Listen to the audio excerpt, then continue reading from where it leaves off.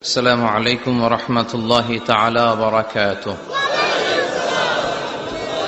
إن الحمد لله نحمده ونستعينه ونستغفره ونؤمن به ونتوكل عليه ونعوذ بالله من شرور أنفسنا ومن سيئات أعمالنا. من يهده الله فلا مضل له ومن يضلل فلا هادي له أي فلن تجد له وليا مرشدا. ونشهد أن لا إله إلا الله وحده لا شريك له هو الذي لا ضد له ولا ند له لا مثل له ولا مثيل له لا وزير له ولا كفيل له لا شبه له ولا شبيه له لا ولد له ولا والد له وهو الواحد الفرد الصمد لم يلد ولم يولد ولم يكن له كفوا أحد. ونشهد أن سيدنا ونبينا وحبيبنا وبشيرنا ونذيرنا وطبيبنا وطبيب أرواحنا وحبيبنا وحبيب ربنا محمدا عبد الله ورسوله أرسله بالحق بشيرا ونذيرا وداعيا إلى الله بإذنه وسراجا منيرا. أما بعد فقد قال الله تعالى في كلامه المجيد وفي فرقانه الحميد أعوذ بالله من الشيطان الرجيم. بسم الله الرحمن الرحيم. ألهاكم التكاثر حتى زرتم المقابر إن الله وملائكته يصلون على النبي يا أيها الذين آمنوا صلوا عليه وسلموا تسليما. اللهم صل على محمد وعلى آل محمد كما صليت على إبراهيم وعلى آل إبراهيم إنك حميد مجيد. اللهم بارك على محمد وعلى آل محمد كما باركت على إبراهيم وعلى آل إبراهيم إنك حميد مجيد. সকল প্রশংসার মালিককে আল্লাহ, সকল ক্ষমতার উৎসকে আল্লাহ, কেউ যেটা পারে না পারে কে আল্লাহ, সে আল্লাহর জন্য পড়ছি আলহামদুলিল্লাহ। সবাই পড়েন রব্বানা লাকাল হামদ হামদান কাসীরান তাইয়িবান মুবারাকান ফীহি ইয়া রাব্বি লাকাল হামদু কামা ইয়ানবাগি লিজালালি ওয়াজহিকা ওয়া আযীমি সুলতানিকা লাকাল হামদু বিল ঈমান লাকাল হামদু বিল ইসলাম, লাকাল হামদু বিল কোরআন। আমরা প্রশংসা করলাম কার? সব জায়গায় প্রশংসা করবেন কার? খাওয়ার সময়, ঘুমানোর সময়, সব সময় প্রশংসা চলবে শুধুমাত্র একজনের। চিল্লায় বলেন তিনি কে? এজন্য বিশ্বনবী আল্লাহর কাছে দোয়া করতেন, আল্লাহুম্মা জাআলনি শাকুরা ওয়া জাআলনি সাবুরা ওয়া জাআলনি ফি আইনি সগীরা ওয়া ফি আ'য়ুনিন নাসি কাবীরা। হে আল্লাহ, আপনি আমাকে শুকরগুজার বানান, আমি যেন আপনার বেশি বেশি প্রশংসা করতে পারি, আমি যেন আপনার বেশি বেশি শুকরিয়া আদায় করতে পারি। ওয়া জাআলনি সাবুরা, আমাদেরকে ধৈর্যশীল বানান। আর নিজের চোখে আমাকে আপনি ছোট বানান, গোটা বিশ্বের মানুষের চোখে আপনি আমারে বড় বানান। পড়েন আমিন। নিজের চোখে নিজের ছোট থাকতে হয়, ঠিক কিনা? এটাই হচ্ছে ইসলামের ডিরেকশন। মান তাওয়াদা তারাফা, যে নিচে নামতে চায় আল্লাহ টেনে উপরে উঠায়। সুন্দর না সিস্টেমটা? আর যে উপরে উঠতে চায় অহংকার করে, তারে নিচে নামিয়ে দেয় কে? সাইয়েদনা আদম আলাইহিস সালাম বিনয়ী ছিলেন। উনাকে সৃষ্টি করার পরে আল্লাহ বললেন, ইয়া আদম সাল্লিম আলা উলাইকান নাফার। আদম, এই যে ফেরেশতারা বসা, সালাম দাও। আদম বলেন, না আমি সালাম দিব কেন, আমারা দেয় না কেন? অনেক মুরব্বী আছে বলে, আমি দিব কেন, তোরা আমারে দিবি। এরকম আছে না নাই? না, সালাম সবাই সবাইকে দিবেন। স্বামী স্ত্রীকে দিবেন, স্ত্রী স্বামীকে দিবেন, বড়রা ছোটদের দিবেন, ছোটরা বড়দের দিবেন, এক ভাই আরেক ভাইকে দিবেন, বোন ভাইকে দিবেন। তাহলে ফ্যামিলির মধ্যে শান্তি দিয়ে ফ্যামিলিটাকে সমৃদ্ধ করে দিবে কে? কারণ সালাম অর্থই শান্তি। সালাম অর্থ কি? ফ্যামিলির মধ্যে আমাদের এই সালামের প্রচলন নাই। বিশ্বনবী সাল্লাল্লাহু আলাইহি ওয়াসাল্লাম স্ত্রীদেরকে আগে সালাম দিতেন, সাহাবাদেরকে আগে সালাম দিতেন। মা আয়েশা বলেন, এত বছর বিশ্বনবী সংসার করলাম, একদিনও আগে সালাম দিতে পারি নাই। সবসময় বিশ্বনবী আমাকে আগে সালাম দিয়ে দিতেন। তো সাইয়েদনা আদমকে সৃষ্টি করার পরে আল্লাহ বললেন, আদম সাল্লিম আলা উলাইকান নাফার। বুখারীর বর্ণনা, ফেরেশতাদের এই দলটাকে তুমি সালাম দাও। সাইয়েদনা আদম আলাইহিস সালাম অহংকার করেন নাই। তিনি বলেন নাই যে কেন দিব, ফেরেশতারে বলেন না আমারে দিতে, এটা বলছে না। উনি সালাম দিলেন, ফলে উনার অন্তর থেকে অহংকার মুক্ত করে দিল কে? আল্লাহ। বিশ্বনবী বলেছেন, আল বাদিউ বিসসালামি বারিউম মিনাল কিবর। আগে আগে যে সালাম দিয়ে দেয়, আল্লাহ তার অন্তর থেকে অহংকার তুলে নেয়। মান কানা ফি কলবিহি হাববাতু খারদাল মিনাল কিবর লা ইয়াদখুলুল জান্নাতা আবাদা। যার অন্তরে যাররা পরিমাণ অহংকারের ছিটে ফোঁটা থাকে, সে আল্লাহর জান্নাতে ঢুকতে পারবে না। আল্লাহর জান্নাতে ঢুকবে বিনয়ীরা। কারা? যারা বিনয়ী, মুতাওয়াদি, হাম্বল, যাদের মধ্যে হাম্বলনেস আছে, যারা বিনয়ী, তারা জান্নাতে ঢুকবে। তো সাইয়েদনা আদম আলাইহিস সালাম বিনয়ের পরিচয় দিলেন, কিন্তু শয়তানকে আল্লাহ বললেন উসজুদু। শয়তানকে বললেন, শয়তান সেজদা দাও। ফেরেশতাদেরকে যখন অর্ডার করেছে সেজদা দাও, শয়তান বলল, আল্লাহ আমি সেজদা দিব না। অহংকার করলো, সে নিজে নিজে উপরে উঠতে চাইলো। সে বলল, খলাকতানি মিন নার ওয়া খলাকতাহু মিন তিন। আপনি আমাকে বানিয়েছেন আগুন দিয়ে, আগুনের ধর্ম উপরের দিকে ওঠা। আগুন জ্বালিয়ে দিলে লেলিহান শিখা কই যায়? উপরে যায়। ওয়া খলাকতাহু মিন তিন। আর আদমকে বানিয়েছেন আপনি মাটি থেকে, তা আমি কেন সেজদা দিব? আদমই না আমারে দিবে। আল্লাহ শয়তানকে চির জাহান্নামী বানিয়ে দিল। চিল্লায় বলেন ঠিক কিনা? আর বিনয়ের কারণে আদমকে আল্লাহ বানালেন আশরাফুল মাখলুকাত। কি বানালেন? সৃষ্টির সেরা। এজন্য নূরের ফেরেশতারাও সাইয়েদনা আদমকে সেজদা দিতে বাধ্য হয়েছে। চিল্লায় বলেন ঠিক কিনা?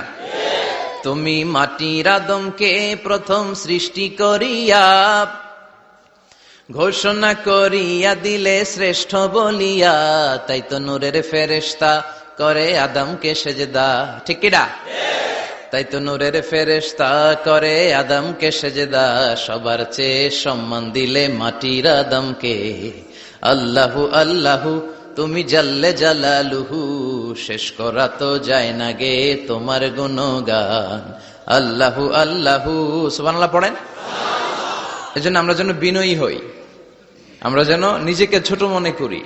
আপনি নিজেকে ছোট মনে করলে আল্লাহ আপনাকে বড় বানায় দিবে। আর যদি নিজেই নিজেকে বলেন আমি বড় আল্লামা, আমি সব জানি, তাহলে আল্লাহ বলবে তোর স্থান হচ্ছে সবচাইতে নিচে। ঠিক কিনা? আবু নওয়াস একজন কবি ছিলেন। উনি বলেছেন, ওয়াকুল লিমান ইয়াদঈ ফিল ইলমি ফালসাফাতান হাবাসতা শাইআন ওয়া গাবাত আনকা আশিয়াউ কেউ যদি তোমারে বলে যে আমি সব জানি, তুমি 2 আঙ্গুল দেখিয়ে বলো তুমি কিচ্ছু জানো না, তোমার শিখার অনেক বাকি। জাননেওয়ালার উপরও জাননেওয়ালাও আছে, ঠিক কিনা? এজন্য আমরা যেন বিনয়ী হই। বিনয়, হাম্বলনেস, আরবিতে বলে আত-তাওয়াদু, এটা খুবই জরুরি। এগুলো আমাদের মধ্যে এখন নাই। আমাদের মধ্যে ইগো প্রবলেম আছে না নাই? অহংকার, জেলাসি, অ্যারোগ্যান্স, এগুলো থেকে সম্মানিত ভাইয়ের আমাদেরকে বেরিয়ে আসতে হবে। দেখবেন সমাজে যারা খুবই হাম্বল, বিনয়ী, তাদেরকে সবাই পছন্দ করে না? আর অহংকারীদের কেউ পছন্দ করে না। সামনে সালাম দেয়, পিছনে গালি দেয়। কথা বলেন? এজন্য অহংকারী হবেন না বিনয়ী হবেন? বিশ্বনবী বলছেন, আল্লাহ আপনি আমারে বিনয়ী বানান, আপনি আমারে ধৈর্যশীল বানান, আপনি আমারে শুকর গুজার বানান। আমার চোখে আল্লাহ আপনি আমারে ছোট বানান, মানুষের চোখে আপনি আমারে বড় বানান। পড়েন আমিন। আজকের মাহফিল আসতে পেরে আমরা খুশি না বেজার? শেষ পর্যন্ত থাকবেন তো? না মাঝখানে ওঠা বসা করবেন? ওঠা বসা করবেন? ওঠা বসা করেন না। বড়ইয়া কৃষ্ণপুর আল ইসলাহ যুব সমাজের উদ্যোগে 3য় বার্ষিক তাফসীরুল কোরআনের মাহফিল। এই গ্রামের নামই তো বড়ইয়া কৃষ্ণপুর না?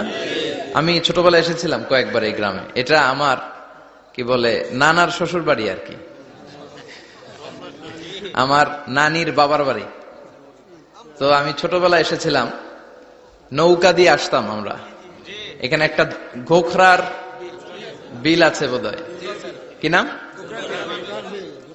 গোরগার জলা, গোরগার বিল। তো এখানে কি গোখরা সাপ পাওয়া যেত নাকি আগে? বিলটা অনেক বড় ছিল, এখানকার মাছ এসে আমরা খেতাম। সুন্দর একটা এলাকা ছিল। তো এখনো কি আছে জলাটা? বর্ষাকালে পানি হয়?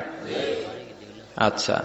পত্রিকা তো একবার একটা রিপোর্ট হয়েছিল গোখরার জলা নিয়ে। এটা বাংলাদেশের ওয়ান অফ দ্য বিগেস্ট জলা, অনেক বড় একটা জলা, অনেক পানি হয় বর্ষাকালে। এলাকার লোকেরা খুব ধর্মপরায়ণ, ধর্মপ্রাণ। যারা এই প্রোগ্রামের অ্যারেঞ্জ করেছে আমি তাদেরকে আন্তরিক শুকরিয়া জানাই। যারা আপনারা অনেক দূর দূরান্ত থেকে, একজন তো এসে বললেন যে আমি চট্টগ্রাম থেকে এসেছি, কেউ বললো যে আমি পুরান ঢাকা থেকে এসেছি, অনেকে অনেক জায়গা থেকে এসেছেন। আলহামদুলিল্লাহ, এটা একটা ভালো সাইন। এটা it's a very good and positive sign যে কোরআনের কথা যেখানে হয় এখানে মানুষ জড়ো হয়। বানের পানির মতো ঢল নামে মানুষের। আগে যাত্রাপালা হইতো, গানের কনসার্টও এখন কমতে শুরু করছে, ঠিক কিনা? ওই জায়গাটা দখল করে নিছে কোরআনের তাফসীর। এটাই প্রমাণ করে আগামীর বাংলাদেশ ইসলামের বাংলাদেশ। চিল্লায় বলেন ঠিক কিনা? ইসলামের বিজয়কে কেউ ঠেকায় রাখতে পারবে না। ইসলামের বিজয় অবশ্যম্ভাবী। গোটা বিশ্বব্যাপী ইসলামের গণজোয়ার। ডাচ পলিটিশিয়ান একটা ইসলাম ধর্ম গ্রহণ করছে না? আগে বলতো Islam is a lie, Quran is a poison, Quran নাকি বিষ আর ইসলাম নাকি মিথ্যা। আল্লাহ মহাসত্যটা এখন ওর অন্তরে ঢুকাই দিচ্ছে।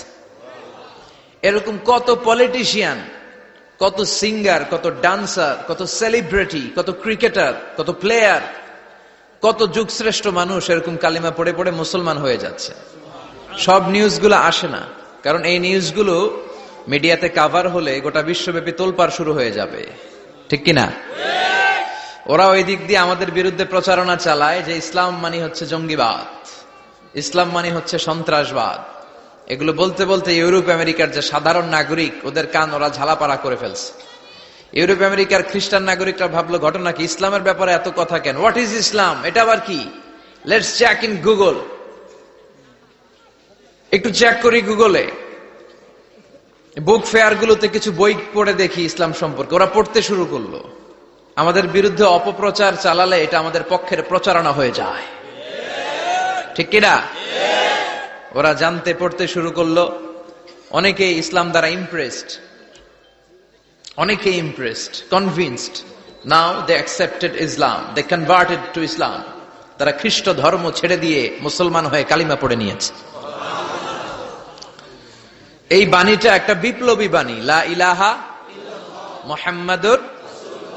ঝিনুকের ভেতর লুকিয়ে থাকে যেমন মতি, ঝিনুকের ভেতর লুকিয়ে থাকে যেমন মতি, কালমা শাহাদাতে আছে আল্লাহর জ্যোতি, কালমা শাহাদাতে আছে আল্লাহর জ্যোতি। সুবহানাল্লাহ পড়ে। এটার মধ্যে একটা লাইট আছে, লাইট স্পার্ক করে, এটা জ্যোতি। এটা আল্লাহর নূর। এটা যারা অন্তরে একবার প্রবেশ করতে পারে সে সত্য ছাড়া চোখে আর কিছু দেখে না। এই কালেমার পক্ষে শক্তি যারা, তারা সত্য আর ন্যায়ের পক্ষে চিল্লায় বলেন ঠিক কিনা। এটা পৃথিবীর সবচাইতে শ্রেষ্ঠ জিকির, আফদলু জিকির লা ইলাহা ইল্লাল্লাহ। আবার বিশ্বনবী বললেন, মান ক্বালা লা ইলাহা ইল্লাল্লাহ সিদকান মিন কলবিহি দাখালাল জান্নাহ। অন্তর থেকে একনিষ্ঠতার সাথে একবার যে লা ইলাহা পড়বে, ওই লোকটা জান্নাতে প্রবেশ করবে। তার অপকর্মের কারণে, তার পাপের কারণে হয়তো সে পানিশমেন্ট পাবে জাহান্নামে, কিন্তু ফাইনালি সব শেষে সে জান্নাতে ঢুকবে, ঠিক কিনা। সহিহ ইবনে হিব্বান আর মুস্তাদরাকে হাকিমের এক বর্ণনা, মুসা আলাইহিস সালাম আল্লাহকে প্রশ্ন করলেন, ইয়া আল্লাহ আল্লিমনি কালিমাতান আযকুরু বিহা ওয়া আদউ বিহা। আল্লাহ, আপনি আমারে একটা কালিমা শিখান, একটা জিকির শিখান, যে জিকিরটা দিয়ে শুধু আমি আপনার জিকির করব। এই জিকির কেউ জানবে না, শুধু জানবো আমি আর আপনি। সুবহানাল্লাহ পড়েন। আল্লাহ বললেন, ইয়া মুসা ইকরা লা ইলাহা ইল্লাল্লাহ। মুসা তুমি পড়ো লা ইলাহা ইল্লাল্লাহ। মুসা আলাইহিস সালাম বললেন, আল্লাহ বলছি এমন জিকির যেটা আমি আর আপনি ছাড়া কেউ জানবে না। লা ইলাহা এটা তো জাতীয় জিকির, এটা তো ইন্টারন্যাশনাল জিকির, এটা তো সবাই জানে। আমি তো চেয়েছিলাম এক্সক্লুসিভ একটা। আল্লাহ বললেন, মুসা লা ইলাহা ইল্লাল্লাহর চেয়ে শ্রেষ্ঠ জিকির আমার কাছে নাই। আমি আল্লাহর দেয়া সর্বশ্রেষ্ঠ জিকির হচ্ছে লা ইলাহা ইল্লাল্লাহ। লাউ তাদাউ লা ইলাহা ইল্লাল্লাহ ফি কাফফা ওয়াস সামাওয়াতু ওয়াল আরদু ফি কাফফা। ও মুসা, সাত আকাশ সাত জমিন যদি দাঁড়িপাল্লার এক পাল্লায় রেখে দাও আর লা ইলাহা আরেক পাল্লায় রেখে দাও, লা রাজাহাত কাফফাতু লা ইলাহা ইল্লাল্লাহ, মুহূর্তেই লা ইলাহার পাল্লাটা ভারী হয়ে যাবে। এটা একটা বিপ্লবী বাণী, এটা ভিক্ষা করার বাণী নয়। জুমার নামাজের পরে একটা টাকা দিয়া যান, আমি গরিব ইনসান, আছে না নাই? আখিরাতে সওয়াব পাইবেন পাহাড়ও সমান। আর জিকির ধরে লা ইলাহা ইল্লাল্লাহ। অনেকে মনে করে এটা ভিক্ষা করার জিকির, কপাল পোড়া। আমরা ভিক্ষার সাথে এটাকে জুড়ে দিয়েছি। এটা একটা বিপ্লবী বাণী। এই বাণীর অর্থ, এটার ইম্পর্টেন্স, এটার সিগনিফিকেন্স আর তাৎপর্য যে বুঝে, সে আল্লাহ ছাড়া কারো সামনে মাথা নত করতে পারে না। চিল্লা এখন ঠিক কিনা। তাফসীর ফি জিলালিল কুরআনের রচয়িতা সৈয়দ কুতুব শাহিদ, নাম শুনছেন? গোটা বিশ্বব্যাপী তার নাম আর ডাক। তিনি ফি জিলালিল কুরআন লেখে গোটা বিশ্বের যুবকদের অন্তর কাঁপিয়ে দিয়েছিলেন। এই সমাজে তিনি জাহালাত দেখে এই জাহালাতের বিরুদ্ধে কলম ধরেছেন আর যুগ শ্রেষ্ঠ তাফসীর রচনা করেছেন, তাফসীর ফি জিলালিল কুরআন। এটার অনেক ভাষায় ট্রান্সলেশন হয়েছে, বাংলায়ও পাওয়া যায়। খুব সম্ভব আল কোরআন একাডেমি লন্ডন এটা ট্রান্সলেট করেছে। তো উনি এই কালিমার পক্ষে থাকার কারণে, ইসলামী আন্দোলনের কারণে তৎকালীন প্রেসিডেন্ট জামাল আব্দুল নাসের ওনাকে ফাঁসি দেওয়ার আদেশ দিয়েছে, ফাঁসির কাস্টে ঝুলিয়ে মৃত্যুদণ্ডের অর্ডার করেছে। তো জেল কোডের নিয়ম অনুযায়ী যাদেরকে ফাঁসি দেওয়া হবে, হ্যাঙ্গিং করা হবে, হ্যাঙ্গিং করার ঘন্টাখানিক আগে ওই কারা কর্তৃপক্ষ থেকে নিয়োগ দেয়া জেলখানার ইমাম সাহেব এসে তাদেরকে লা ইলাহা পড়ায়। কি পড়ায়? লা ইলাহা ইল্লাল্লাহ পড়ায়। তো সৈয়দ কুতুব শাহিদ উনিও যখন ওনাকে ফাঁসির কাজটা ঝুলানো হবে, ওই মুহূর্তে জেল কোডের নিয়ম অনুযায়ী ইমাম সাহেব এসে সৈয়দ কুতুব সাহিবকে বলতে আরম্ভ করলো যে, আমি আপনাকে কালিমা পড়াতে এসেছি, আপনি পড়েন লা ইলাহা ইল্লাল্লাহ। সৈয়দ কুতুব শাহিদ বললেন, আমারে কালিমা শিখাতে এসো না, আমি কালিমা খুব ভালো জানি। যে কালিমা তুমি ফাঁসির আসামিদেরকে পড়ানোর কারণে মান্থলি বেতন পাও, ওই কালিমার ব্যাখ্যা করার কারণে আমাকে ফাঁসির কাজটা ঝোলা লাগছে। তুমি কালিমা পড়াও, তুমি বেতন নাও, আর আমি কালিমার ব্যাখ্যা করার কারণে আমার ফাঁসি হয়, তার মানে তোর কালিমা আর আমার কালিমা এক কালিমা না। কালিমার মধ্যে পার্থক্য আছে না নাই? ইমানের মধ্যে পার্থক্য আছে না নাই? যে ইমানে প্রয়োজনে জ্বলে ওঠে না, যে ইমান সত্য ন্যায়ের কথা বলে না, যে ইমানে প্রয়োজনে জ্বলে ওঠে না, যে ইমান সত্য ন্যায়ের কথা বলে না, যে ইমান বাস্তবে নাই, যে ইমান অন্তরে নাই, মুখে শুধু ফাঁকা বলি, কি করে তারে বলো ইমানে বলি, কি করে তারে বলো ইমানে বলি, কি করে তারে বলো ইমানে বলি। ঠিক কিনা? যে ইমান দিন কায়েমের আন্দোলনের ধার ধারে না, যে ইমান লেবাসধারী কোরআন হাদিস তাও পড়ে না, যে ইমান খাজার নামে মাজার গড়ে ফুলুস কামায়, যে ইমান শিরকিয়াতের আমল করে ভীত না হয়, যে ইমান ইমানে ভুলে নাস্তিকতার মঞ্চে ওঠে, যে ইমান বাতিল মতের দোসরে হয়ে ফায়দা লুটে, যে ইমান শুধুই কেবল খায় দেয় আনন্দ করে, যে ইমান দেখে না যে আরাকানে ভাইরা মরে, যে ইমান ময়দানে নাই, যে ইমানে বাস্তবে নাই, মুখে শুধু ফাঁকা বলি, কি করে তারে বলো ইমানে বলি, কি করে তারে বলো ইমানে বলি, কি করে তারে বলো ইমানে বলি। চিল্লায় বলেন ঠিক কিনা? ইমানে ইমানে পার্থক্য আছে, কালেমায় কালেমায় পার্থক্য আছে। ওই কারা কর্তৃপক্ষের নিয়োগ করা ইমাম সাহেবের লা ইলাহা ইল্লাল্লাহ আর তাফসির ফি জিলালিল কোরআনের রচয়িতা সৈয়দ কুতুব শহীদের লা ইলাহা এক কালিমা নয়, এক লা ইলাহা নয়। চিল্লায় কোন ঠিক কিনা? পার্থক্য আছে, আলাদা।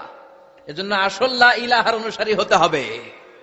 লা ইলাহার ধারক এবং বাহকরা হচ্ছে সত্য এবং ন্যায়ের পক্ষে। যত বিপদ আসে, যত আপদ আসে, যত ঝুঁকি আসে, পাহাড় সম ঝুঁকিকে ডিঙ্গিয়ে তারা লা ইলাহার কালেমার পতাকাকে উড়িয়ে দেয়। চিল্লায় বলেন ঠিক কিনা? এজন্য ইমানে ইমানে পার্থক্য আছে। আমরা যেন আসল ইমানদার হতে পারি, আল্লাহ তৌফিক দাও। আরো জোরে পড়েন আমিন। আমরা সব সময় যেন আল্লাহর জিকির দিয়ে হৃদয়টাকে সিক্ত রাখতে পারি, তুমি তৌফিক দাও।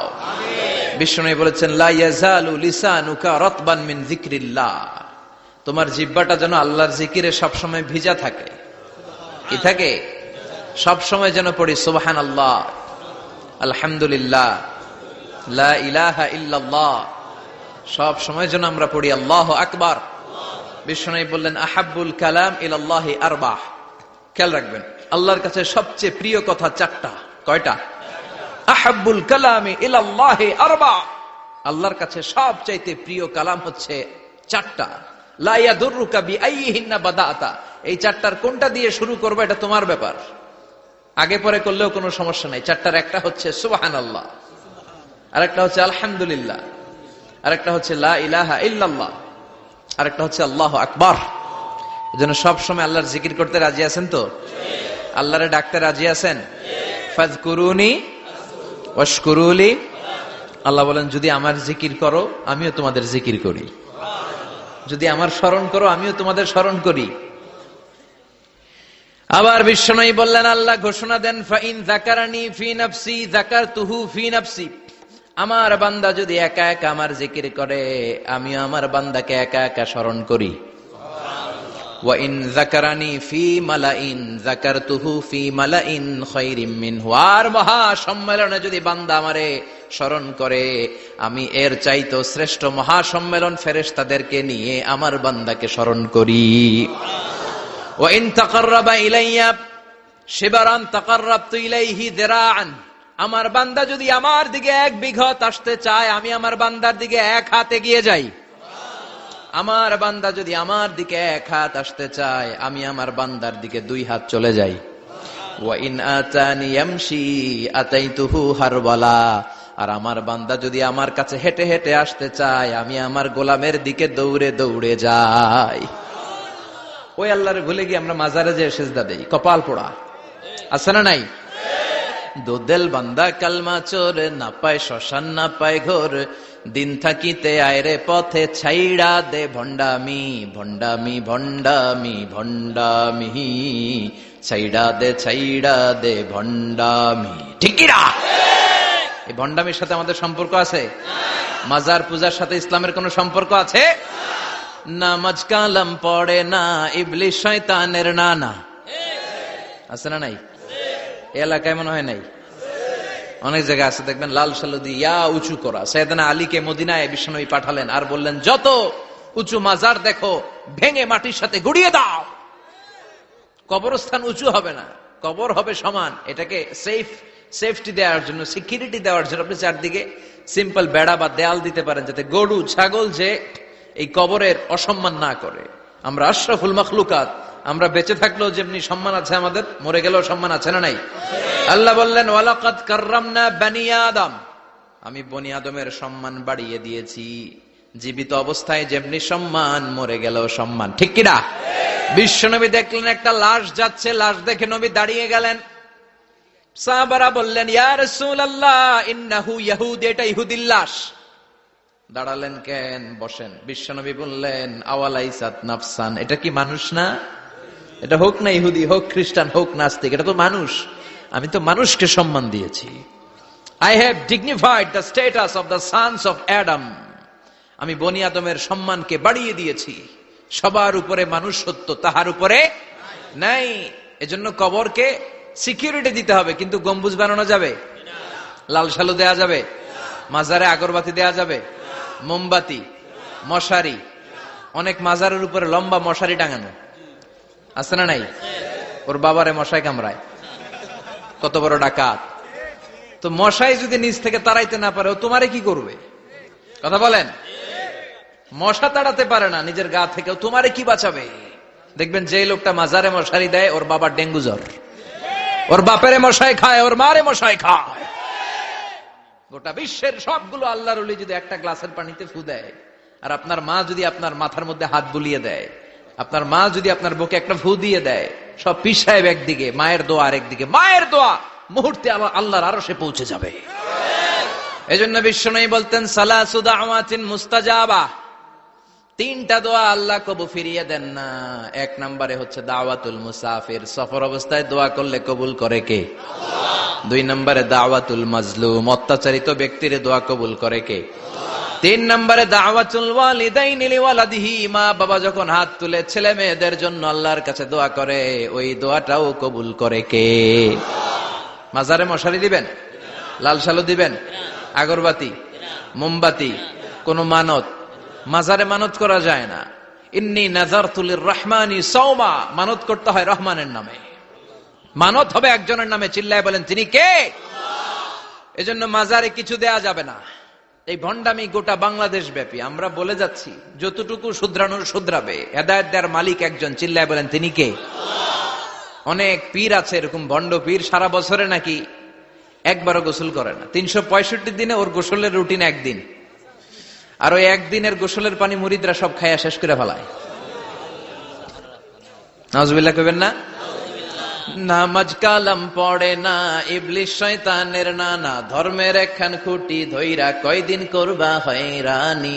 ভণ্ডামি ভণ্ডামি ভণ্ডামি, ছাইড়া দে ভণ্ডামি। দোদেল বান্দা কালমা চোর, না পায় শ্মশান না পায় ঘোর, দিন থাকিতে আয়রে পথে ছাইড়া দে ভণ্ডামি। ভণ্ডামি ভণ্ডামি ভণ্ডামি, ছাইড়া দে ভণ্ডামি। চিল্লায় বলেন ঠিক কিনা? এগুলোর সাথে আমাদের কোনো সম্পর্ক নাই। ইসলাম হচ্ছে সহজ। আদ-দীনু ইউসরুন লা উসরা ফী, আদ-দীনু ইউসর, দিন সহজ।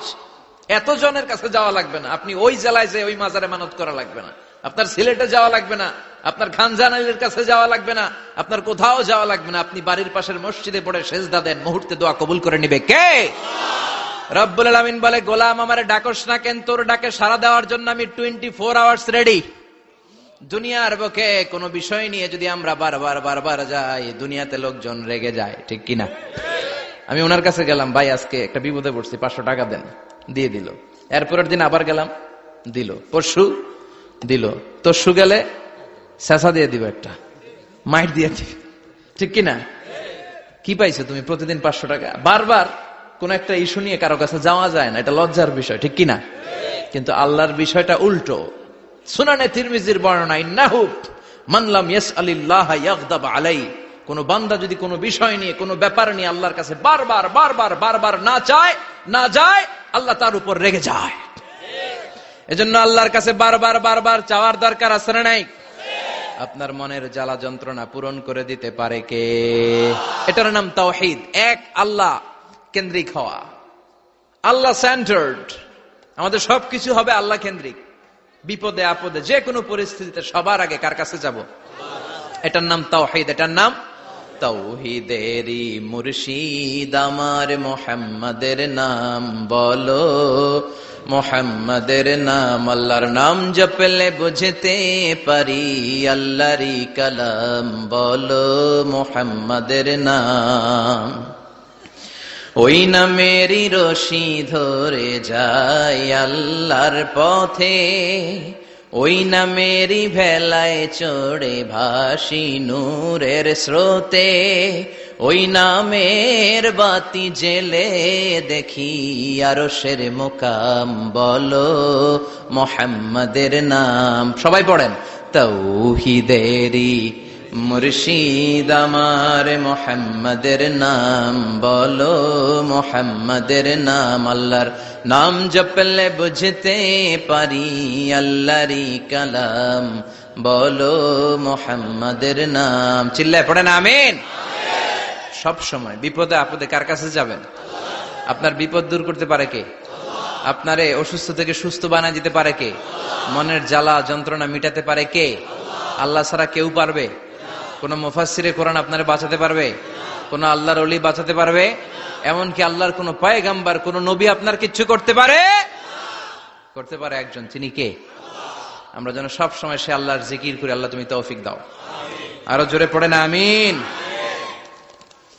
বড়ইয়া কৃষ্ণপুর আল ইসলাহ যুব সমাজের উদ্যোগে আজকের প্রোগ্রামের প্রধান অতিথি জনাব মোহাম্মদ ইমাম হোসেন সরকার, চেয়ারম্যান ১ নং সুহিলপুর ইউনিয়ন আসছিলেন, তাই না? সালাম দিয়ে গেছে। ওয়ালাইকুম আসসালাম। আলাইকা ওয়া আলাইহিস সালাম। আমার আগে কথা বলেছেন আল্লামা শাইখুল ইসলাম শাইখ, চমৎকার কথা বলেছেন। আমি শুনছিলাম যে সৈয়দনা ইব্রাহিম আলাইহিস সালাম অনেক ইন্টেলেক্ট খাটিয়ে, এটাকে বলে রেশনাল অ্যানালজি খাটিয়ে উনি finally he got his Lord, তিনি আল্লাহকে পেয়েছেন, তাই না? এই ওয়াজ করছে না? তিনি চাঁদ দেখে ভাবলেন এত সুন্দর চাঁদ, এটাই মনে হয় আমার রব। হাযা রব্বি, এটার তাফসীর হচ্ছে আহাযা রব্বি, কি রে এটা কি আমার রব? চাঁদ চলে গেল, তারা আসলো, ভাবলেন তারা তো আরো সুন্দর, মনে হয় এটাই আমার রব। তারাও নাই, দ্বিপ্রহরের জলজলে সূর্য দেখে তিনি নিশ্চিত এটা মনে হয় আমার রব হবেই। কিন্তু বিকেল বেলা সূর্যও নাই। মনে মনে ভাবলেন আমার রব তো আমার ছেড়ে পালাতে পারে না, সব সময় আমার রব আমার সাথে আছে না নাই? তখন তিনি বললেন ওয়াজ্জাহাতু ওয়াজহিয়া লিল্লাযী ফাতারাস সামাওয়াতি ওয়াল আরদা হানিফান ওয়া মা আনা মিনাল মুশরিকিন। এমন দিকে আমি মুখ ফিরালাম, আমি চাঁদের দিকে মুখ ফিরাই না, আমি তারার দিকে মুখ ফিরাই না, আমি দ্বিপ্রহরের জলজলে সূর্যের দিকেও মুখ ফিরাই না, আমি এমন রবের দিকে মুখ ফিরাই যিনি সব সময় থাকেন, সবকিছু দেখেন, তিনি সব করতে সক্ষম। চিল্লায় বলেন ঠিক কিনা? ওমা আনা মিনাল মুশরিকিন, তিনি অ্যানাউন্স করে দিলেন আমি মুশরিক নই, আমি তাওহীদের ধারক এবং বাহক। আমরা যেন তাওহীদের পক্ষে থাকতে পারি, শিরকের বিপক্ষে থাকতে পারি। আল্লাহ তৌফিক দাও। আরো জোরে পড়েন আমিন। আরো অনেক গণ্যমান্য লোকজন এসেছেন। সৌজন্য ছিল মাতৃভূমি হজ কাফেলা, অনেক গণ্যমান্য লোকজন এসেছেন, আমার বাবার বয়সী, আমার নানার বয়সী, যেহেতু আমার নানার শ্বশুর বাড়ি, কোনো না কোনো ভাবে সবাই আত্মীয়, ঠিক কিনা? আল্লাহ সবাইকে কবুল করুক।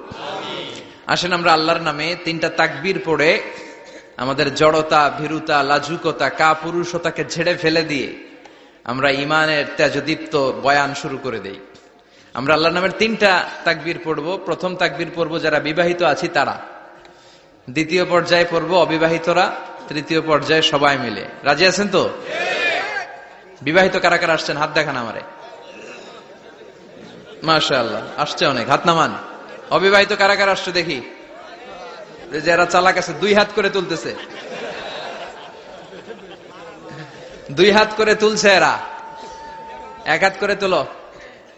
মা এর সব অবিবাহিত, এই দুষ্টগুলা সব একসাথে থাকে।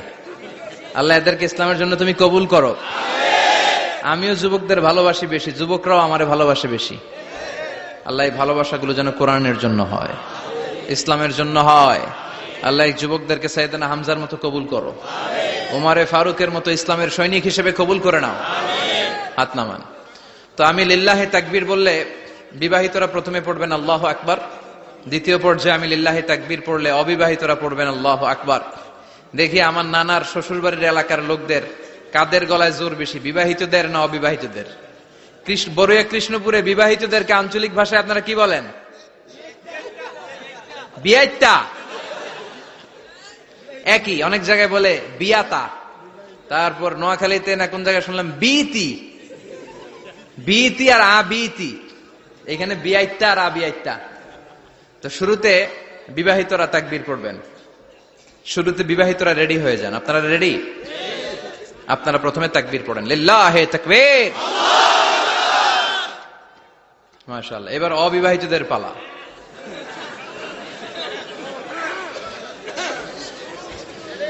অবিবাহিতরা রেডি? ওরা কাশি দিয়ে গলা ঠিক করে নিতেছে। মাশাআল্লাহ। এবার অবিবাহিতদের পালা, পড়ো তাকবীর, লিল্লাহি তাকবীর। মাশাআল্লাহ, মাশাআল্লাহ। আপনারাও দিছেন? মুরব্বি কাছে আমরাও দিছি। ঠিক আছে, এবার সবাই মিলে 3টা তাকবীর পড়ে, লিল্লাহি তাকবীর, লিল্লাহি তাকবীর, লিল্লাহি তাকবীর। আল্লাহ আমাদের স্লোগানগুলো কবুল করো। তোমার এই নামের তাকবীর যেন আমরা সব সময় দিতে পারি। এই তাকবীর কিন্তু আল্লাহর কাছে খুব পছন্দনীয়।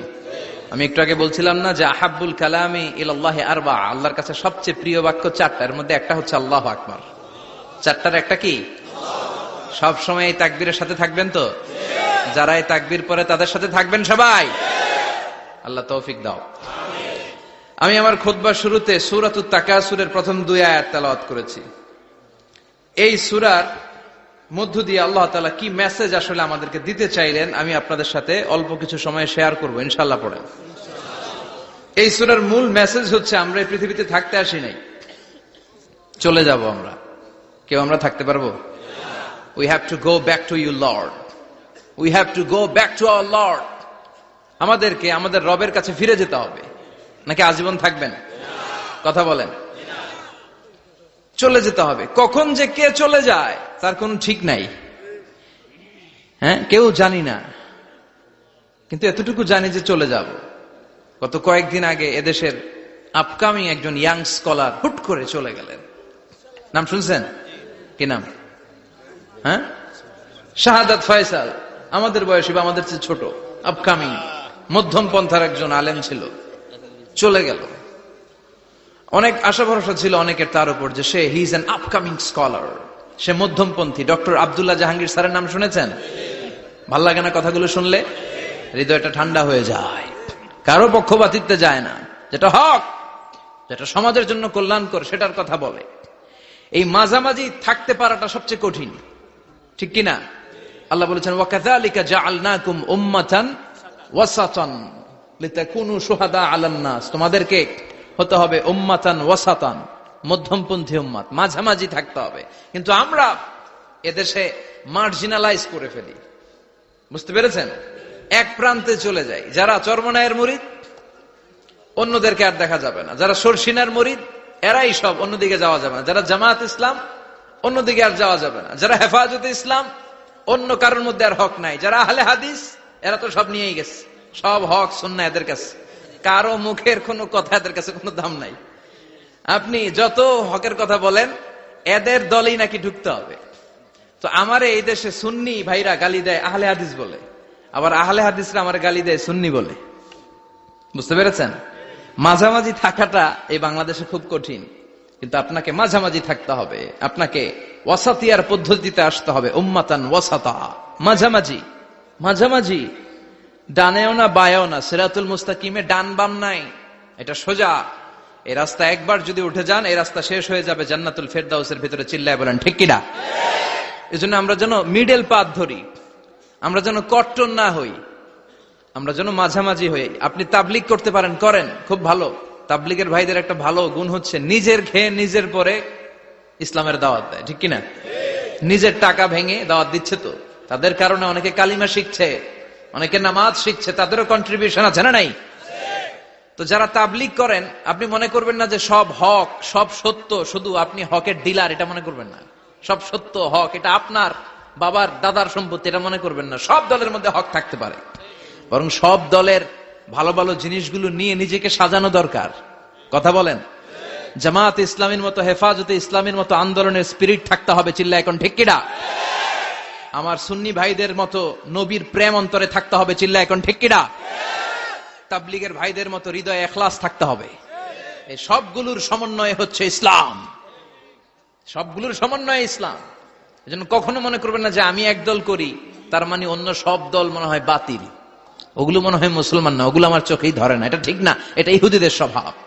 ইহুদিরা শুধুমাত্র হকের ডিলার মনে করতো নিজেদেরকে, ইহুদি ছাড়া বাকি কাউরে ওরা চোখে দেখতে পারতো না। এজন্য আমরা কি কট্টরপন্থী হব না মধ্যমপন্থী? চিল্লায় বলেন, কট্টরপন্থী না মধ্যমপন্থী? আল্লাহ আমারে যতদিন বাঁচিয়ে রাখে আমি মধ্যম পন্থার কথা বলেই যাব, up to my death. It's my mission, it's my vision.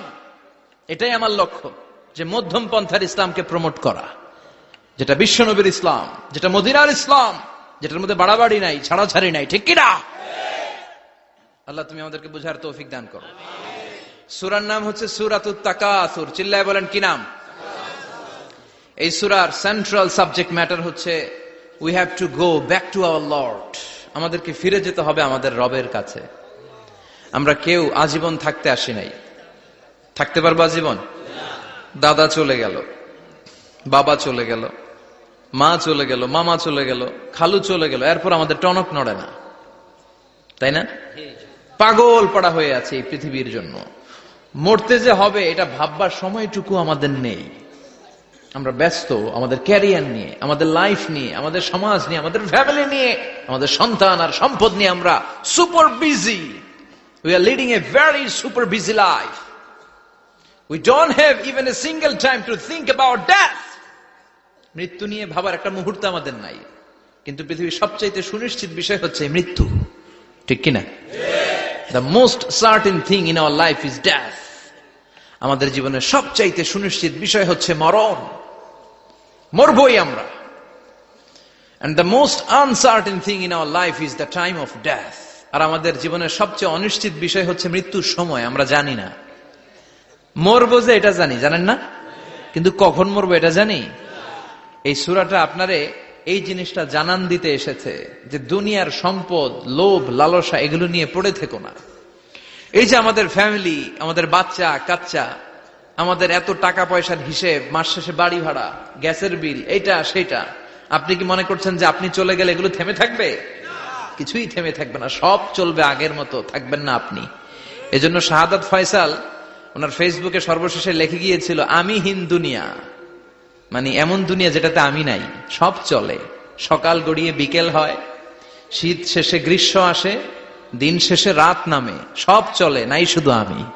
চিল্লায় বলেন ঠিক কিনা? তো এজন্য এগুলি একটু ভাবেন। অনেক ব্যস্ত আমরা।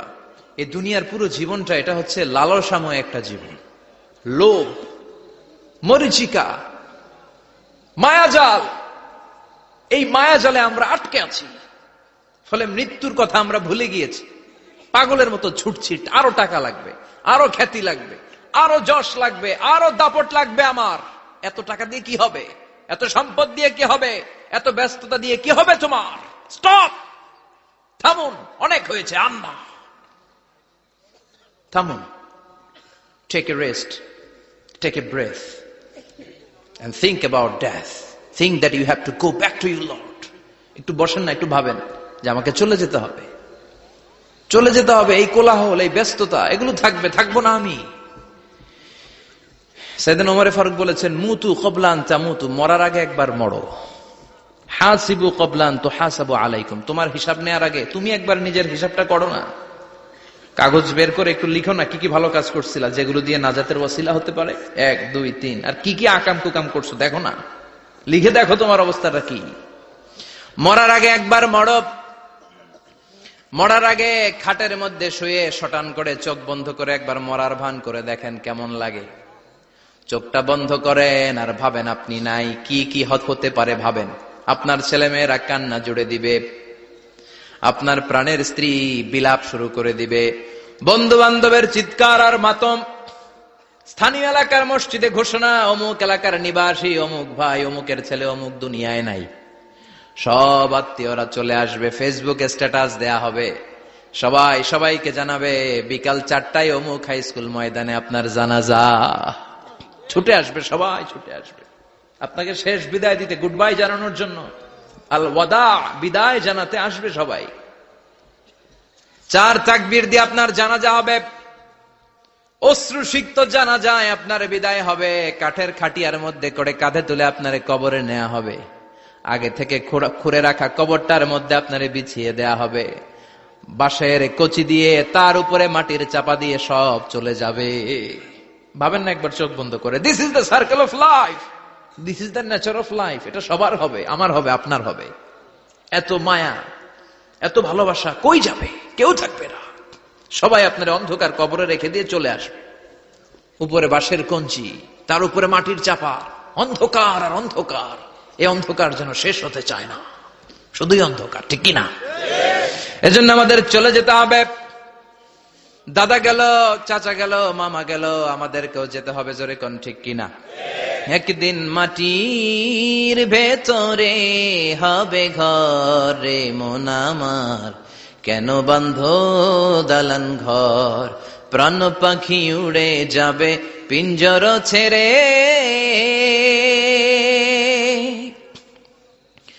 ধরা ধামে সবই রবে, তুমি যাবে চলে। বন্ধু বান্ধব যত, মাতা পিতা দ্বারা সুত, সবই হবে তোমার পরে মন আমার, কেন বান্ধ দালান ঘর?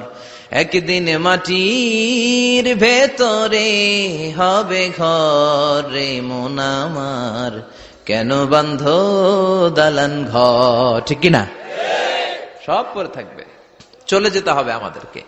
এজন্য আখিরাতের কথা যেন আমাদের স্মরণ হয়। বিশ্বনবী বলতেন, নাহাইতুকুমান জিয়ারাতিল কবুর, আমি তোমাদেরকে কবর জিয়ারত করতে আগে নিষেধ করতাম, কিন্তু এখন নিষেধাজ্ঞা প্রত্যাহার করে নিলাম। এখন সব সময় তোমরা কবরের সামনে যাবা আর জিয়ারত করবা। কবরস্থানে জানতো? বড়ুয়া কৃষ্ণপুরের এই গ্রামের কবরস্থান আছে?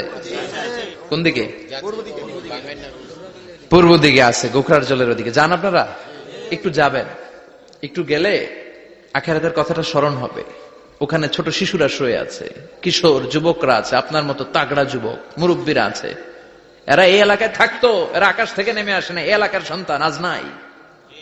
একটা সার্টেন পিরিয়ড শেষে আপনিও থাকবেন না।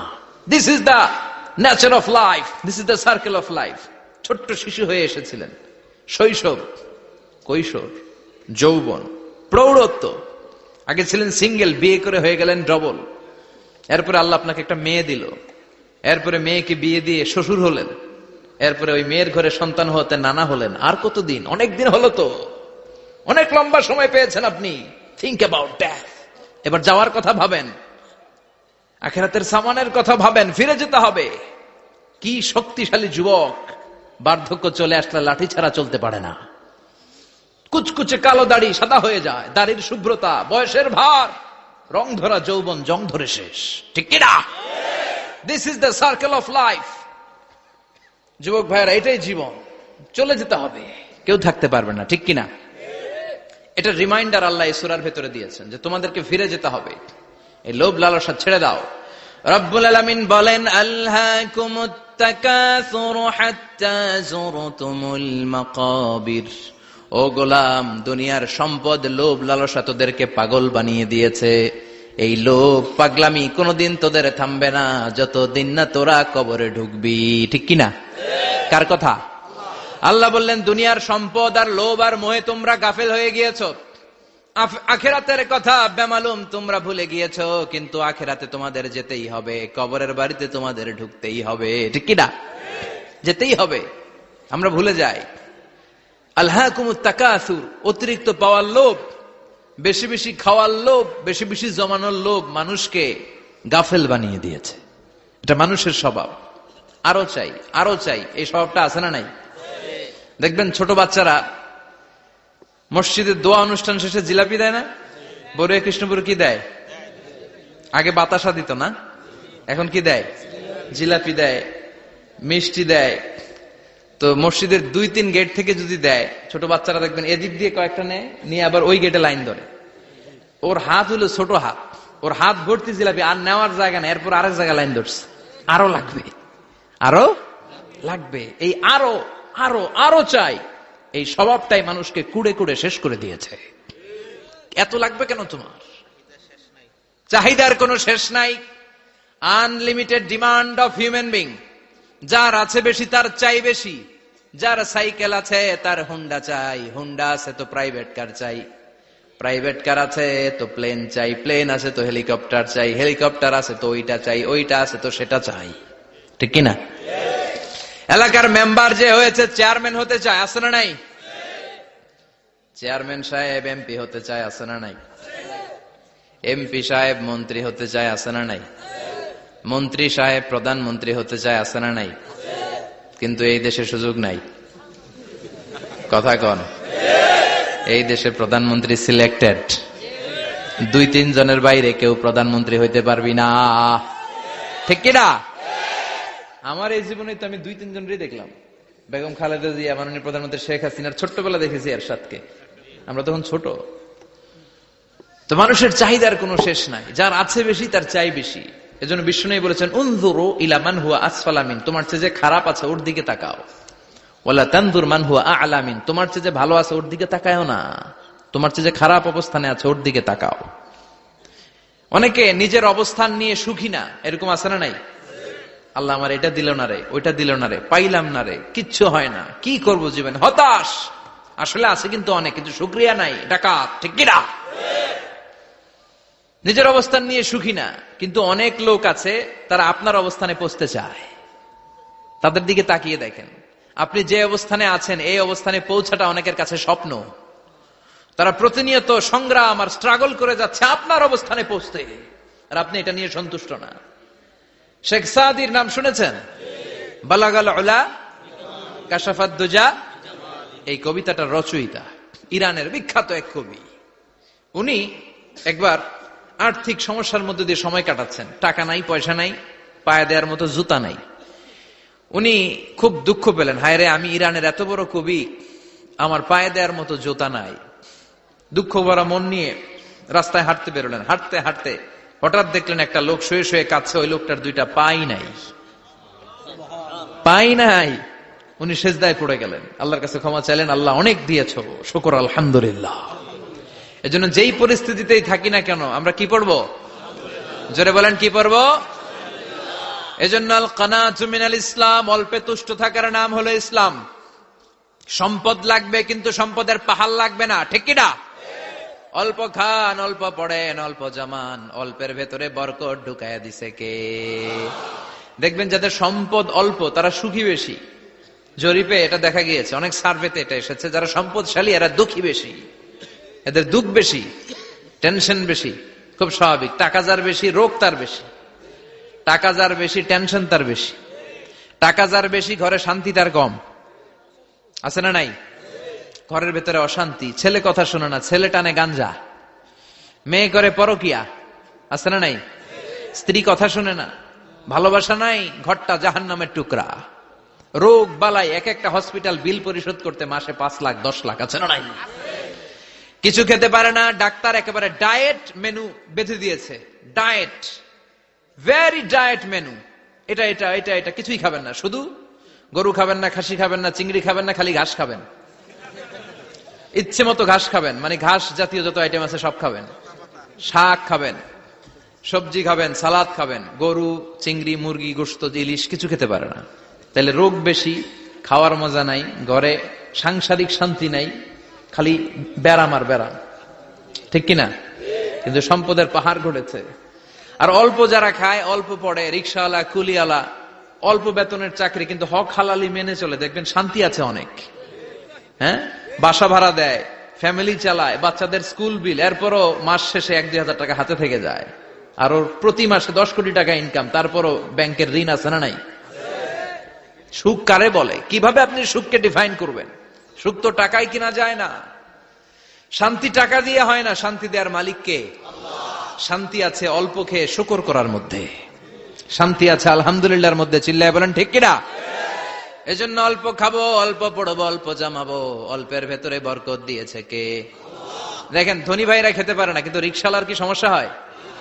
রিক্সাওয়ালারা সব খেতে পারে। কুলিওয়ালা, দিন মজুর, এরা একেবারে স্লিম, সুঠাম দেহি, মেদহীন পেট, পেটে কোনো মেদ নাই, ভুড়ি নাই, আর কোটিপতিদের মেদ আছে না নাই?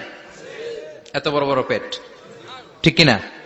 আমাদেরও পেট আছে, তবে হালাল পেট। এটা হারাম টাকা দিয়ে এই ভুড়ি বানাই নাই আমরা। চিল্লায় বলেন ঠিক কিনা?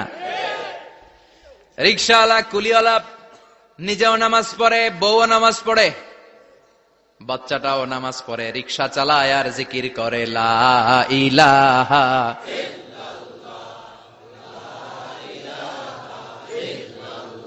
লা ইলাহা ইল্লাল্লাহু মুহাম্মাদুর রাসূলুল্লাহ সাল্লাল্লাহু। সুখ আর শান্তি, তাদের ঘরে সুখ।